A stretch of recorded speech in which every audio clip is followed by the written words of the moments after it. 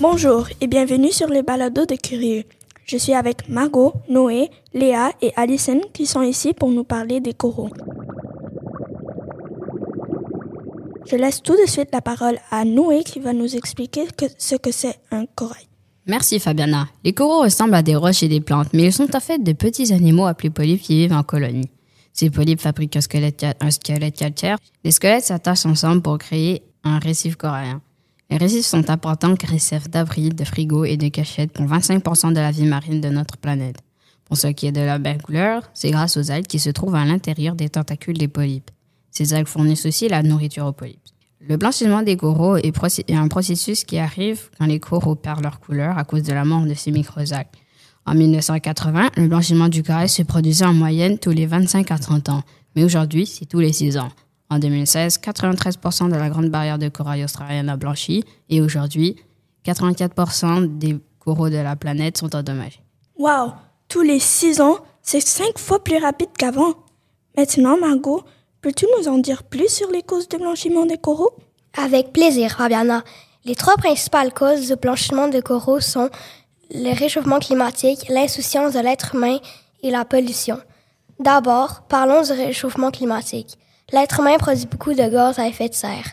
Ces gaz sont responsables du réchauffement de la planète.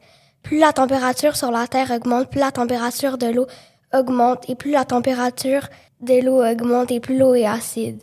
Les polypes sont très sensibles aux changements de taux d'acidité et de température. Et ce n'est pas tout. Chaque année, entre 6 000 et 14 000 tonnes de crème solaire se ramassent dans les océans.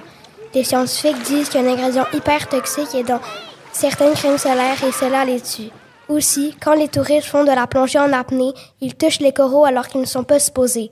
Les polypes, des êtres super fragiles, meurent ou leur squelette se brise. J'ai aussi lu que bien des touristes ramassent ou achètent des coraux pour les mettre dans des aquariums ou les rapporter en souvenir.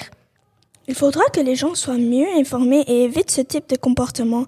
Et c'est quoi la 3e cause, Margot? L'eau de l'océan mondial est de plus en plus acide et polluée. Toute cette pollution de l'eau a fait augmenter le nombre de prédateurs de coraux. Par exemple, il y a une prolifération d'une espèce d'étoile de mer qui se nourrit de coraux qui, comme nous le savons, ne peuvent pas se défendre. Ceci aussi menace leur existence. Il semblerait que l'être humain soit la principale cause du blanchiment et de disparition de coraux. Léa, parle-nous donc des conséquences de ceci. Bien sûr, les conséquences de leur disparition sont graves. Tout d'abord, ça fait-il que, comme il est le cas avec les forêts, l'océan aspire et dissout le CO2 produit par les activités humaines. Au cours du dernier siècle, il y a une grande augmentation de CO2 dans l'atmosphère. Comme le disait Margot, ceci augmente le taux d'acidité de l'eau. Cette acidification mène à une diminution de carbonate de calcium dans nos océans. Ça peut sembler peu important, mais les polypes ont besoin de ce carbonate de calcium pour produire leur squelette calcaire. Moins de calcium égale moins de squelettes égale disparition des récifs. Aussi, tout le CO2 aspiré fait augmenter la température de l'eau. Lorsque la température monte, les coraux sont soumis à un stress qui les pousse à expulser les algues de leur tissu. Comme le disait Noé, ces algues sont essentielles. Sans elles, les coraux perdent leur couleur et meurent de faim. Je comprends mieux maintenant pourquoi on en parle autant. Explique-nous une dernière conséquence, Loya. C'est le tourisme. On dit qu'il y a environ 6 millions de plongeurs actifs dans le monde. Ces gens plongent pour voir des créatures marines, des épaves et des coraux. Lorsqu'ils plongent là où les coraux sont blancs ou morts, c'est plate parce qu'ils ne peuvent plus voir leur magnifique couleur. Donc ils ne reviendront pas à cet endroit, ce sont tous les commerces de la destination qui seront affectés. Moins de plongeurs égale moins d'argent égale moins de travail.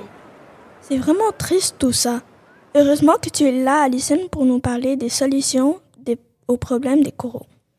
Comme Margot vous l'a dit, le grand responsable du blanchiment des coraux est le réchauffement climatique.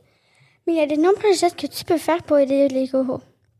Premièrement, tu peux acheter local pour éviter que tes achats arrivent chez toi par des gros bateaux, avions ou camions qui fonctionnent avec du pétrole. Un grand responsable du réchauffement de la planète.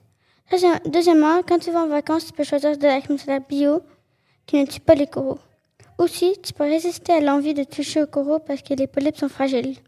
Finalement, tu peux t'informer sur les fermes de coraux et les encourager comme tu peux.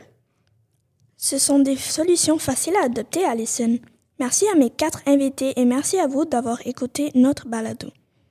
Maintenant, je vous invite à écouter ceux de nos camarades.